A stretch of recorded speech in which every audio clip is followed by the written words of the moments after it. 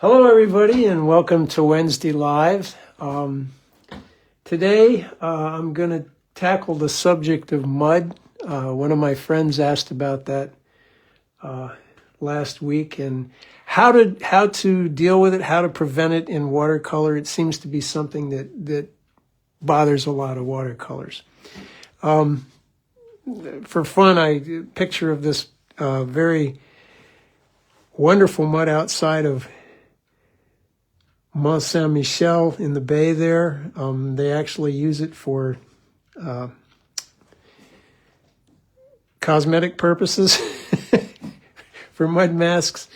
But if you live in southeast Iowa like I do, between March and April, you get familiar with mud. So the first thing I want to ask is, when you say mud, hi Carol, what do you mean? Do you mean that you don't like the color of mud, which is kind of like gray or brown? Or is it that you don't like the opacity or the non-clarity of mud, which can happen in a watercolor? So some people, watercolors have different interests. For example, this is Fabio Ciambrinelli, a Brazilian painter.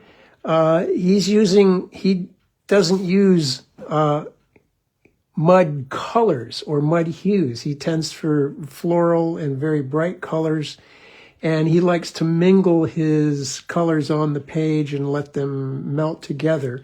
And I think sometimes watercolorists that like to do that kind of thing run into trouble for reasons I want to try and explain. This is going to be, we're going to try to paint a painting at the end of here very quickly, but this is going to be a heavy on the information type thing. Hi, Carlos. And I'm going to try to carefully monitor my screen so I can see if folks have questions so I can get those answered. If not, I will answer them after the fact if you type them in. Here he is again. This is Fabio Ciambrinelli.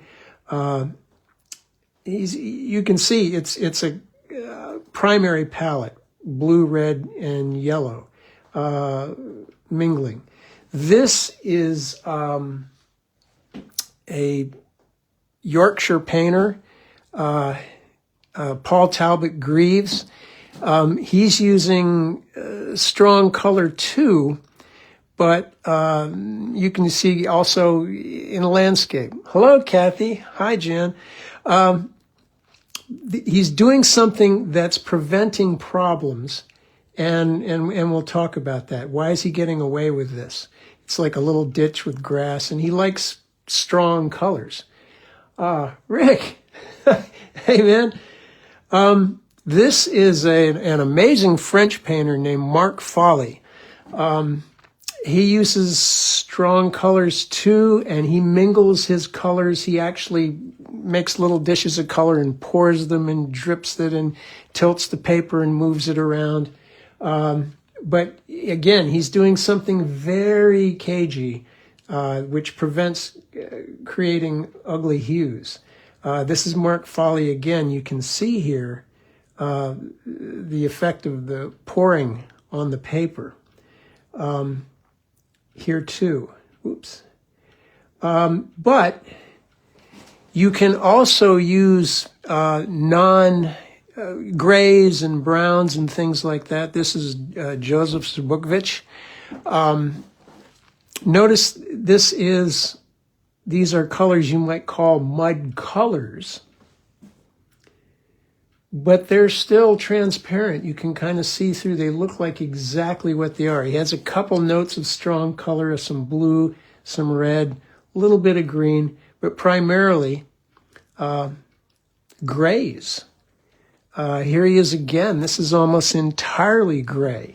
And having watched him paint, notice this is not muddy. You can see through those grays. And you can particularly see through these turquoise grays down here.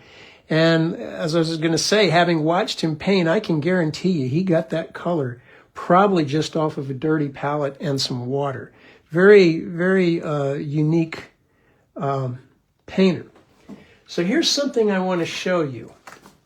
I did this earlier because it would take a lot of time, and I didn't want to keep us here all afternoon and we have to order out pizza.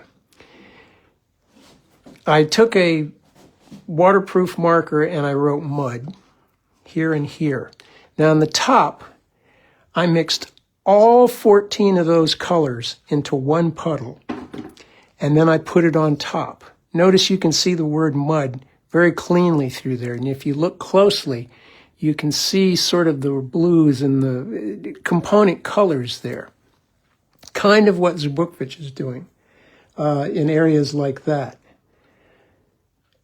On the other hand, I put down a stripe of cad yellow, that there, and then I let that dry, and then I put on a stripe of yellow ochre, cadmium orange, cad red or alizarin, something like that. And you can see by the time I got down to only 10 colors, you can't see, there is a question mark in there if you look closely.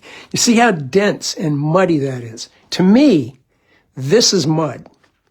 This is not mud. This is a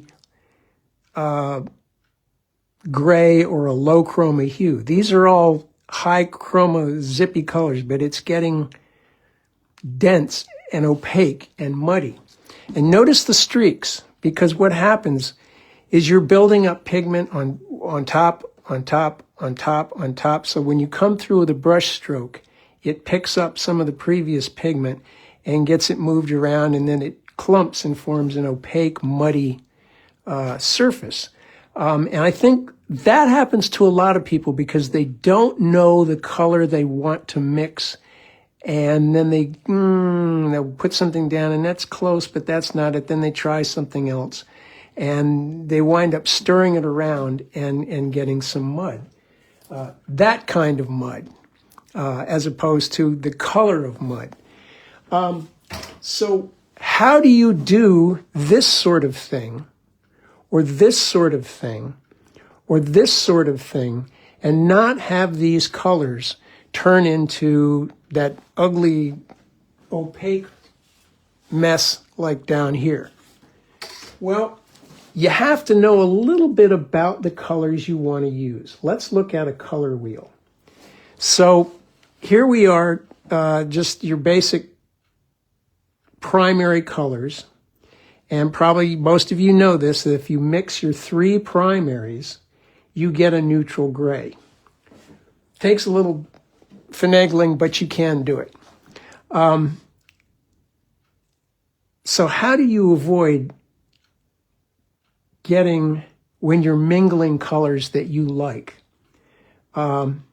because you don't like the color brown, say, or you don't like the gray colors, that sort of thing? How do you mingle them and keep them looking nice? Well, the thing you have to do is use analogous colors. Those are colors that are next to each other on the color wheel, and not go so far as that you get into that third color. So for example, if you wanted to do a floral kind of thing, use your yellows, oranges, yellow oranges, red.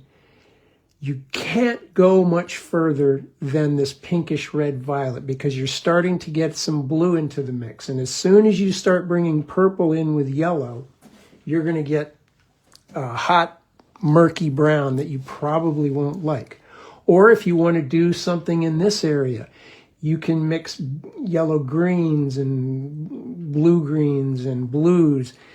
Soon as you start getting towards the purple, you're going to get into trouble. You're going to start mixing again, yellow and purple, and you're going to get the murky color. You can stay down here, but as soon as you start getting up into some yellows, you're going to get into trouble. Now, does that mean? That's why Fabio, he's mixing, notice he's getting reds, very little yellow except in key spots. So when he mixes reds, or he mingles the color on the page, He's keeping his reds and his blues together, so he gets reds and violets and things like that. He's keeping his yellow away, and he's using it elsewhere, off by itself or isolated. And notice that he may be creating a neutral dark color, but he's using it as an accent. He's not trying to mingle it in there. Same thing here. He's keeping his greens away from his reds. He may have mixed a red and a green to get that dark, but he waited till this was dry and he put that in thick. And it's an accent color. Notice there's a lot of the reds and pinks and things like that. But he's saving that third primary color for the accents. Same thing with Paul Talbot Greaves. He's not letting much of that blue get into that orange. He's letting some of that yellow get into the orange, and he's letting some green get into the yellow, but he's not letting the green into the orange. He's keeping it sequestered back there. And his edge is soft. You can see that it's starting to mingle there, but he's segregating it. And if you squint, you'll notice that he has mostly one kind of color and then that other color for an accent. And again, he's got dark accents. The whole thing is a different key. It's a darker key, but they're both actually doing the same thing. Hello, Jennifer. Same thing with Mark Foley. He's keeping his blues and his blue greens and those things kind of together, and he's sequestering his orange or his red. And again, with the darks, he probably mixed those and they went in last because they look like very specific marks. So if you want to use the full palette, you can, but you have to kind of keep it. Don't let those things mingle too much. So if you're going back to that color wheel, if you want to mingle your hues, just don't use mixes where there are all three primaries, or just maybe this is about as far as you can go. Use those, use this,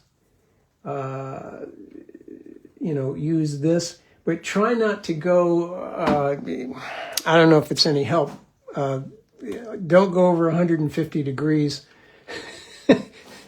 on a 360 degree color wheel. You don't want to go to 180, in other words, is what I'm saying, because you don't want to mix in that third primary. I think it's easier to just remember, if I'm using reds and yellows and colors that they mix, be careful getting any blue in there, except as an accent.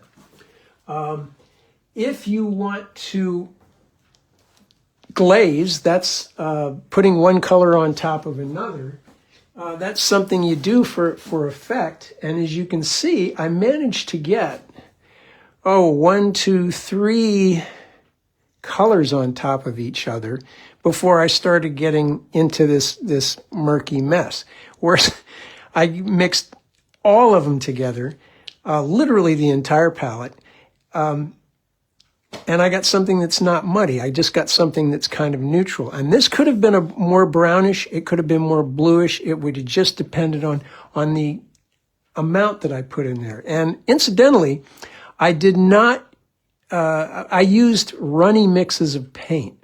So it wasn't dark. So you want to avoid doing that. So another thing you can do if you want to glaze, to avoid overglazing, or when you're mingling colors, to avoid mud the other way, because it's getting too opaque. Hi, Eric. Remember to keep working while there's water on the surface. When you're bringing new paint, don't let it get too dry or even to the damp stage. You want to keep some water on the surface so that the pigment can swim. Now, the reason that all 14 colors here does not look as opaque as they do when there's only 10 down here is because when all 14 were mixed together in the water, in the runny mix, they could swim around, and Brownian motion was keeping those pigment particles separate. So when it settled to the paper, they weren't laying on top of each other. Whereas here, I'm putting 1 down, 2 down, 3 down, 4 down. They're starting to stack up. And also they're getting, if you could see it in a microscope, physically higher on the paper, so that next time you come in with a brush stroke, you disturb them and move them around. And that's what creates this streaky effect in there. So again, use a lot of water if you're mixing something from all parts of the palette, or if you're mingling colors. Allow enough water on the surface of the paper. Don't let it get too far soaked in or too dry, and then you won't have so much of that problem. So let's see, hopefully that brings the idea, gives you the idea. What else? Yeah, another thing you can do, if you want to glaze, that is, put one color on top of another. Some pigments have tiny particles, small, if you can see them under a microscope. Some are bigger. So they sit, if you could see the fibers of the paper, they would be sitting higher up on the fiber of the paper, whereas the tiny ones, they're going to sink down in between the fibers because they're smaller. So if you want to glaze to get an effect, you want to put down the color that is the smaller pigment particle first, so it goes down in the paper, and then use the ones that are bigger particle pigments last. So I'll just quickly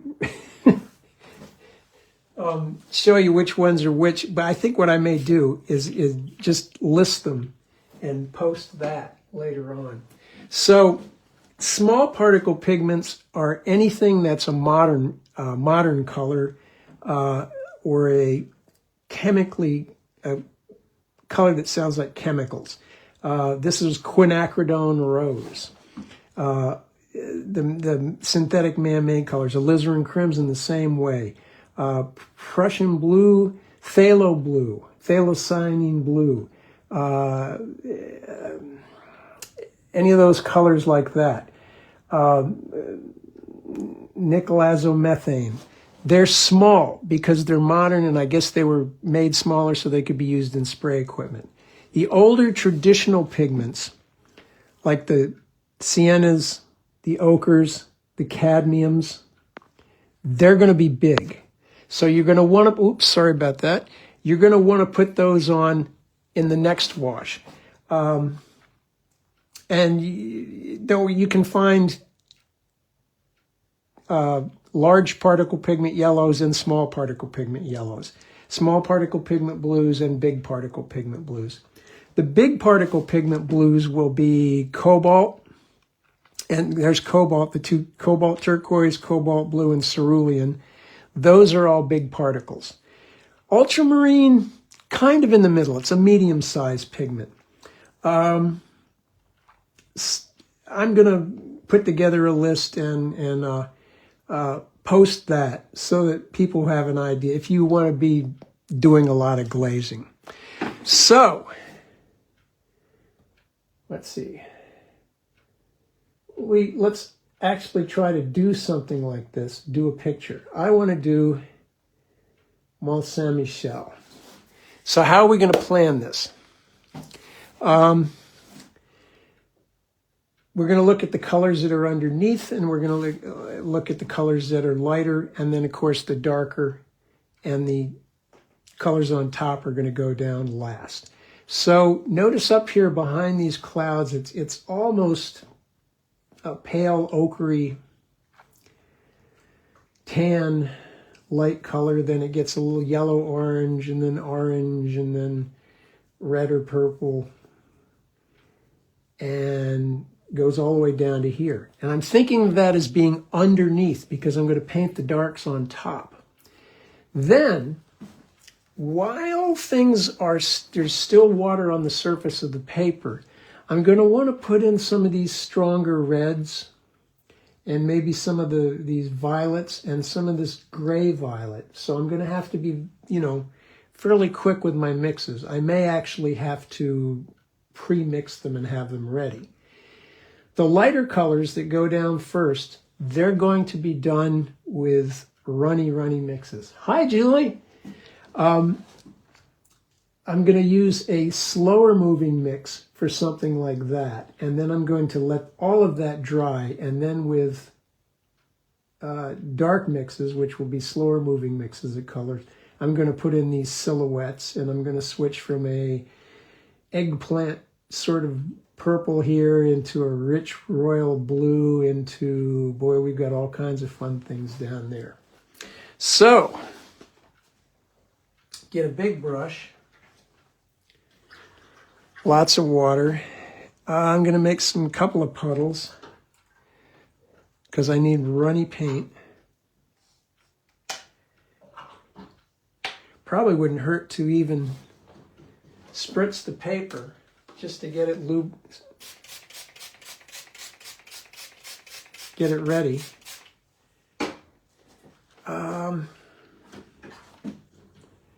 Big puddles, big puddles.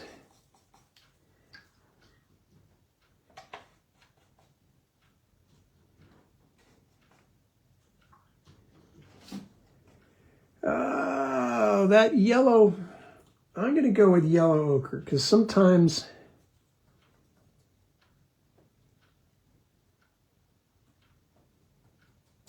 a bright yellow like the cad yellow can be just a little too strident. I'm going to, as I go down the page, I'm going to bring in some cad orange and some of the reds as I get down here. Then I'm very quickly going to have to mix up a dense mix of some blues. So this is going to be slower moving paint, and I can see already that's probably too runny. And I'm going to put some cad red in that, which is denser, to get a violet.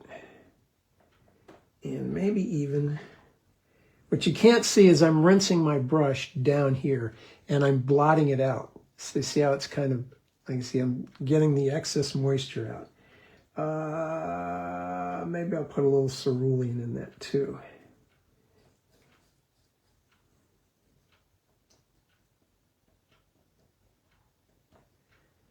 Rinse, blot. Okay. Almost nothing but water at the top because it's very pale up there. Now I'm going to start putting in the stronger yellow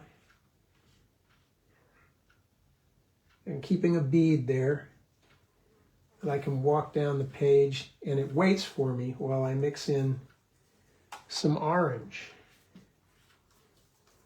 And I'm making this happen a little further up than I may want it to happen. That way, when it begins to migrate downhill, whoa, this is too red. Let's get some water in that. Get a little.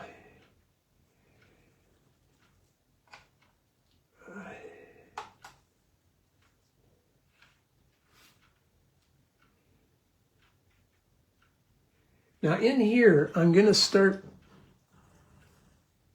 putting just a wee bit of this blue into this red.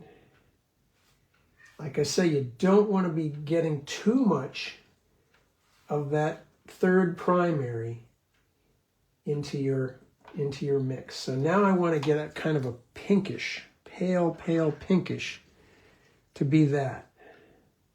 So I'm using my alizarin, and it looks dark now, but it's going to Let's get that on there fast so I can move on to the clouds. Oh, look at the streaks. See? Well, we'll try to disguise that with mud.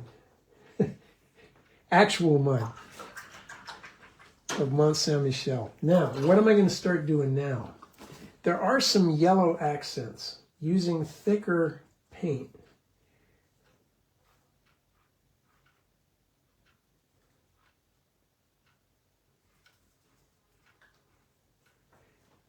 Now, the reason I'm using thicker paint is because there's a lot of water on the paper here. So I have to be careful that I don't bring too much runny water into that already wet mix and cause a blossom. So, look at that. That's something. Okay, I don't want that red spot there. So I am going to bring just a damp brush in and see how that's going to create a lighter spot. And maybe we can parlay that into one of these things or something. If we get lucky, right? Okay, so now let's get some blues, dense blues, and a dense red to make a violety blue. That's slow-moving paint. And we're going to go in with some clouds up here. Oh, it's already too dry. So I'm going to... See, notice how it bleeds there, but not there. So,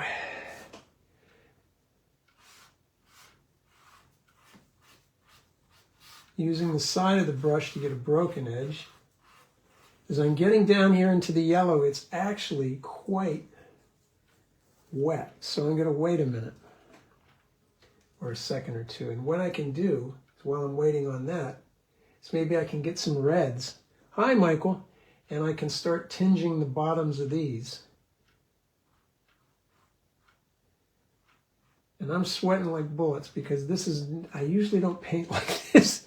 There are people who do this so well and out there, and I envy them. See, that might be a little too strong, but we'll work with what we get. Can't copy the photo, but I can copy the place. And I can copy the mood.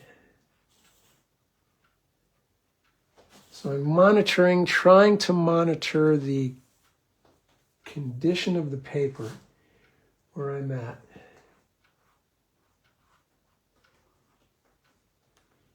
And I think I should probably be very careful here. Very careful, very careful. That edge looks a little funny right there. I don't like that. I'm going to take a damp brush and soften it. Okay, I'm going to take some slowish moving red, and I'm going to try to do some of those little clouds like that. Remember, when you do this, every time you bring the brush to the page, you are bringing more moisture, so you have to very carefully monitor the level of water, whether it's on the surface or it's starting to soak in. The wetter the paper is, the denser the next pigment you bring into it has to be. So if it's fairly dry, then you can come in with a runny mix of paint. If it's wet like it is here, you have to come in with thicker paint. And I used sort of runny paint, and it's giving me some trouble.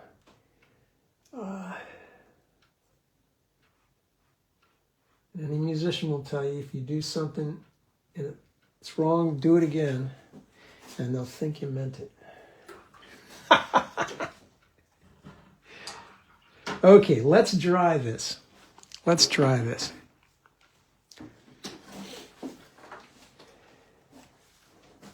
Yeah. Oops. I should mute.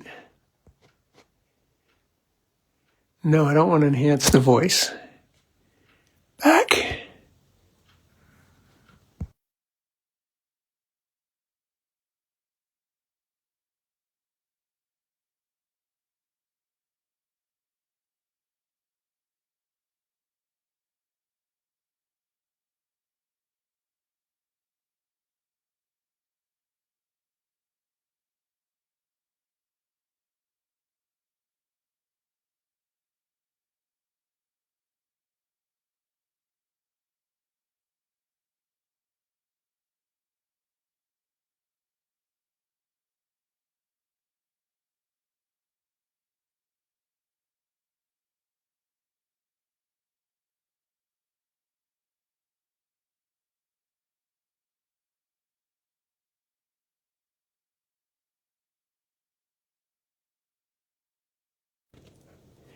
I think I'm reasonably dry now, dry enough.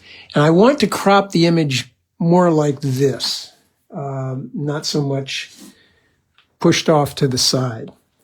Now, I'm going to get a type of brush which I enjoy more for drawing, which are these oriental brushes. And I'm going to be mixing some very strong, slow-moving mixes. So there's going to be a lot of, let's see, ultramarine.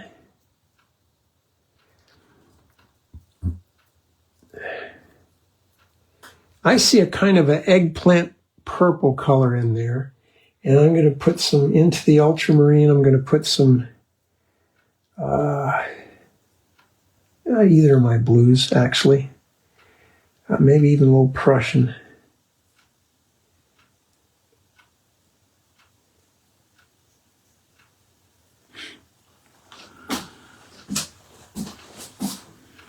And I'm going to modify this too.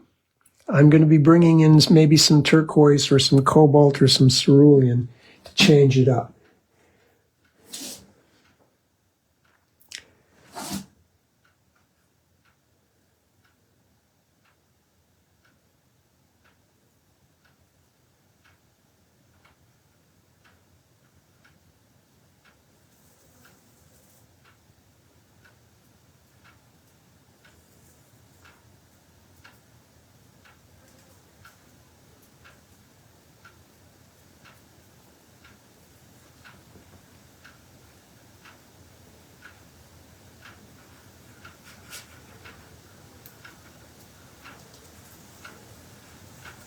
Okay, different blues. The paint I'm bringing in, as you notice, I'm dipping right in here. And this is where I'm mingling it with what's there.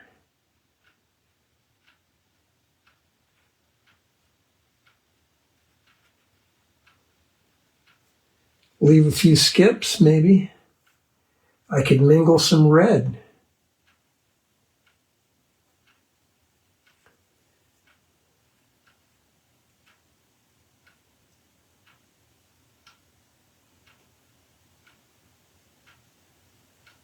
Over here on the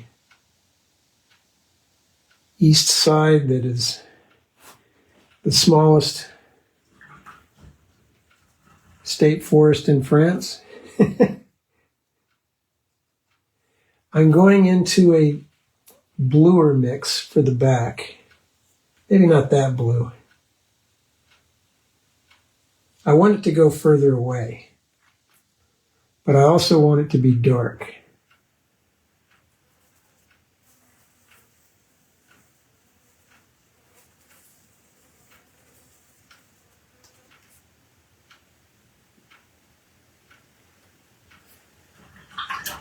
And I might even rinse, squeeze, and blot that a bit, just to give it a more faraway look.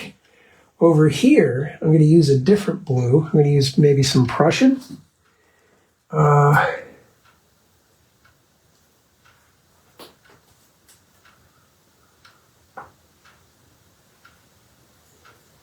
I'm going to get darker and more purple. Now these are very slow-moving pigments at the base here. I might leave a little light over there. There is a town or something over there.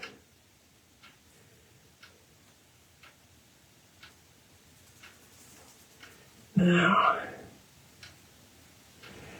I'm going to let this sit just for a second. But I might play with it some more still. I'm going to get some turquoise, and I'm going to mingle it in there.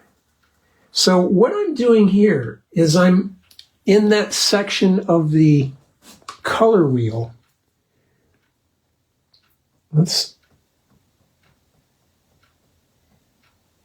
I'm working mainly in this area, very dark mixes of this for all of this stuff here. If I were to bring a yellow ochre in there, I would get into trouble fast. It would start turning brownish or murky. So I don't want to do that. Up here, all in there, I was trying to stay in this range, but when I brought this stuff in, I was very careful to use the consistency of paint that would keep it sequestered. Okay, so back to, I shouldn't have put those so far apart, should I?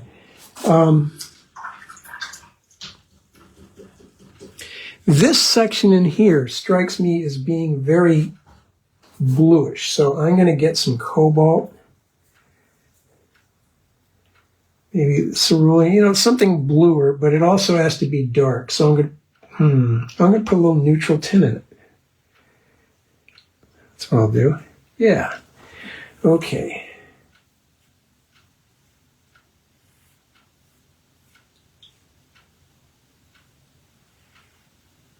Not thick enough.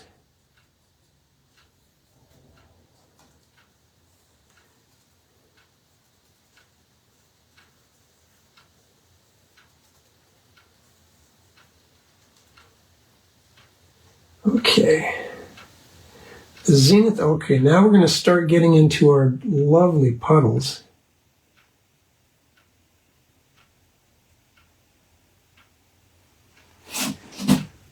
I'm begin putting it, because we're getting closer, I'm going to start putting in some murkier colors. I'm going to put some sienna in that.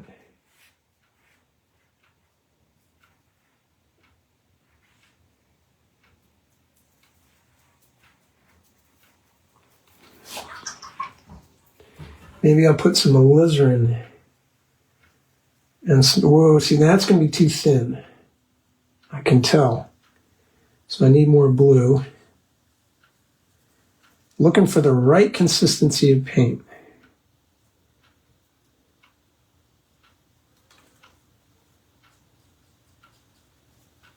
Very slow moving. Laura, hello. Laura's doing the Strata challenge, and she's doing some really fascinating still lives of just the most unusual objects that you wouldn't think to be the subject of a painting. They're really coming out kind of neat. So it's worth checking out her page on Facebook. So now I'm just going to get a lot of stuff down here. And yeah, boy, I'm going to start even getting into the neutral tint. And curious thing about neutral tint, it's two pigments mixed together. Phthalo green and that, oddly enough. The quinacridone. I want this very dark. And maybe even a little bit brownish, because I want it to appear close to me. And then we're going to let this dry. I'll put the hairdryer on again. And then we will try to finesse some of these reflections. And like I say, this is not my usual painting methodology, and there are people who are amazing at it. That Mark Foley guy in Ciambernelli with floral subjects. There's a Moldovan painter, Nelia Tarantevia. You can find her on Facebook too. And she just is, wow, extremely good at doing things like this. So I need to get a lot of density in there.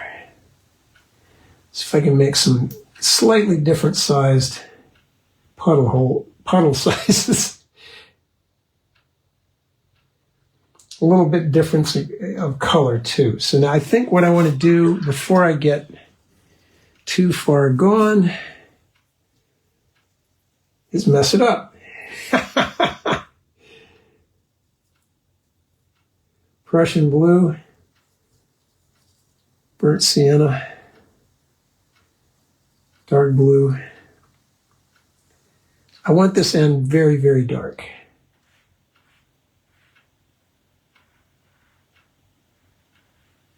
Foreground.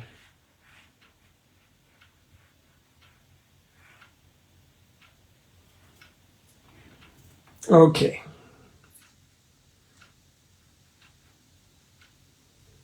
And let's put a little bit of striation in that mud.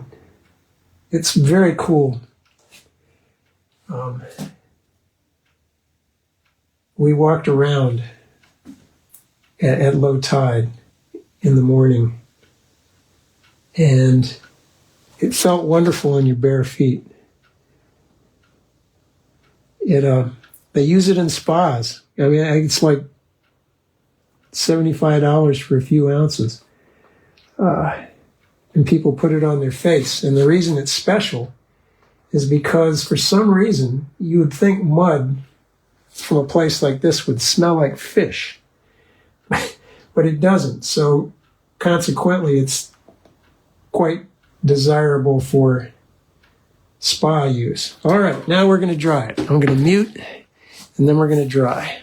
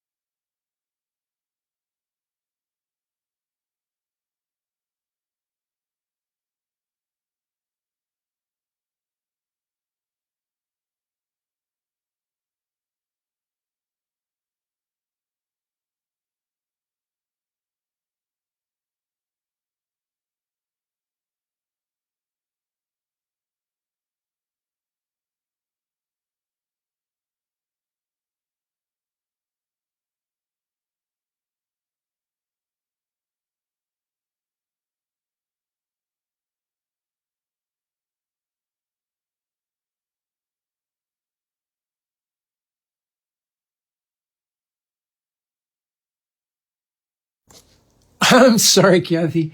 Okay, so what I was saying there that I forgot to unmute, that was dumb. Thank you. I saw some reds here along the edges of the puddles, and I saw some reds in the reflection.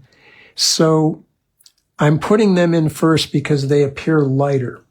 And I'm going to let them dry. And while I'm doing that, I'm going to take this mix of blue, which is cerulean and cobalt blue, dark than my medium value blues. And I'm just going to, I guess in this sense, I am glazing, because I'm putting a new color on top of a color that's there already. So again, when you do this, you want to use, you don't want to mix up your too much on the, you don't want to get too far to one end of the, in other words, you don't want to be using reds and yellows and bring a blue in, or you don't want to bring a yellow in if you're using reds and blues. So we will review that at the end, because I think that's the most important thing to remember is just, if you want to mingle colors, whether you're going for vivid hues or whether you're going for very muted hues, you want to make sure that you're not using all three primaries unless that is what's called for. You want to make sure that you're staying pretty much with the analogous colors.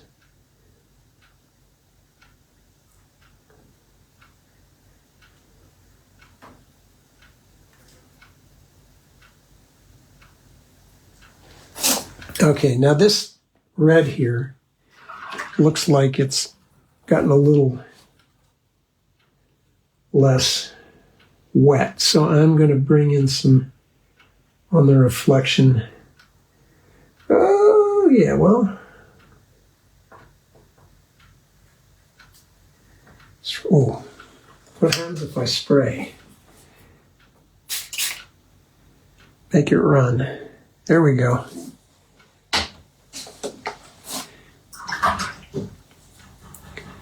In retrospect, I realized probably it would have been better before I put in these darks to paint that reflection. So there's something to think about.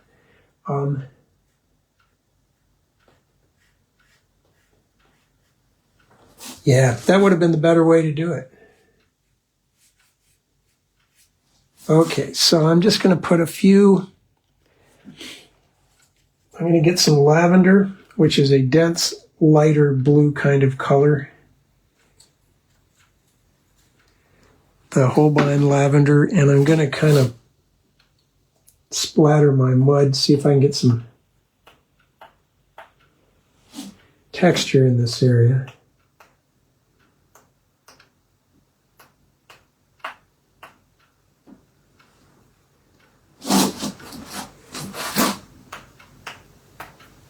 Just for interest.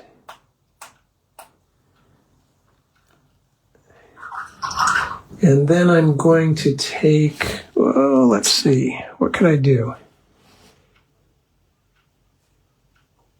Let's do a turquoise glaze.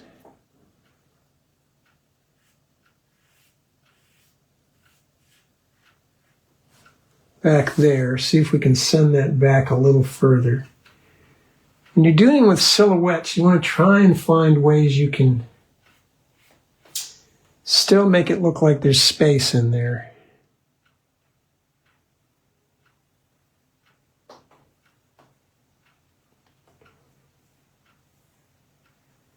This is definitely something to try 3 or 4 times, I think. And then I'm going to put a few,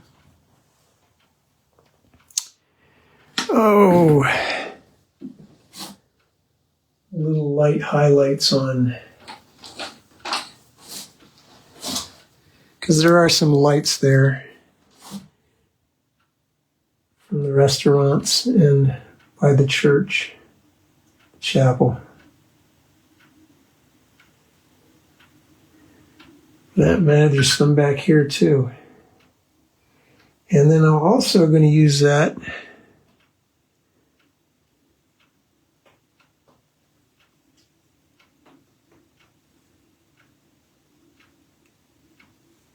Mixing a little bit of opaque paint there. I'm going to try and finesse my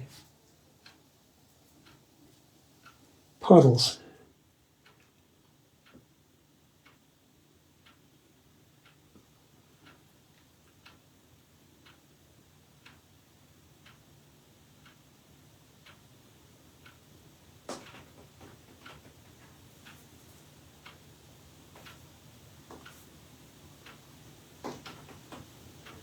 Okay, so there we go.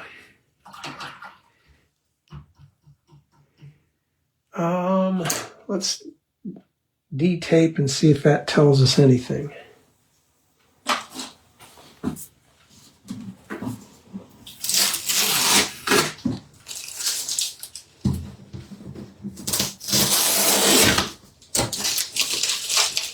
Might be fun to try a floral. Best way to learn something that you don't know how to do is to try doing it. So, I'm going to get some of the lavender and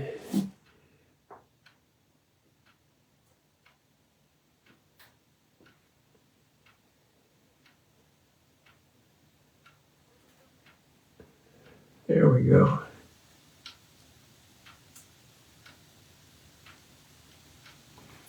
I want those puddled areas to not be red, orange, or yellow. I want them to be in the blue range or something. So I'm using the lavender.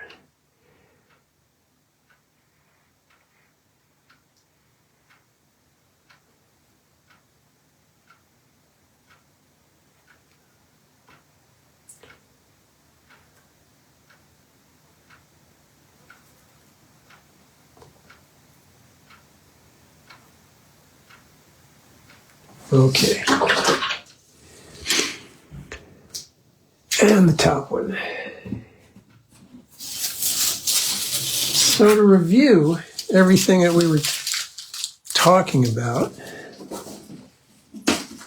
the important thing to remember, if you don't want to get mud, if you don't like, is mix your colors and keep them swimming in the water, so that if you are using a neutral color like this, like a brown or a gray or a dark like that, there's sufficient water so that the Brownian motion can make the things swim and settle down in a nice way. If you're going for mingling colors on the page to get interesting things like this or that, be sure that you stay in a narrower range between two primaries. Don't bring in much, if any, of the third primary, and you won't get those neutral colors that you don't like. But, and this I would say, if you like, this guy, I love this guy. I love this guy. I like this guy too. This guy, I love his painting. It's not my thing, really, but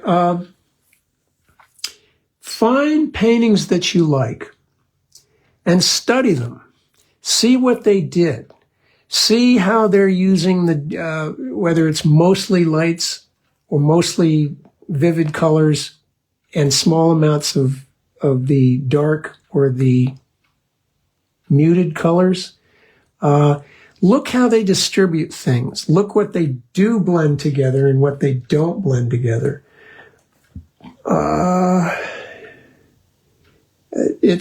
You can learn a lot just from looking at what people do. And that way, well, thank you, Carol. That way you're not stabbing around in the dark, hopefully. This thing about keeping yourself, two primaries or maybe just a little bit of the third, but not a lot. Because once you start getting a lot, then you're going to go brown. And the other thing, don't keep piling them up one on top of the other, and stirring them around, trying to get it to be right. It's just, that's really going to make some mud. So, keep a piece of paper off to the side, try stuff, mingle some colors there, and then do a piece. So, hopefully that was helpful. I was thinking about maybe having something on color mixing next week so that we make it easier to figure out how do I find the color I want and not wind up, how do I assess the color of the thing I'm looking at and not wind up with a bunch of yucky color stirring around in the painting there. I think that might be worth playing around with. So I'll think about that. And meanwhile, if you had any questions, just stick them on there and I will try to get them answered. And if you have any subjects you'd like to see addressed, shoot a line out and I'll see if I can come up with something with that. So, thank you all for tuning in. Hope you enjoyed that. Hope it was useful. And, I'll see you all next week. Bye-bye.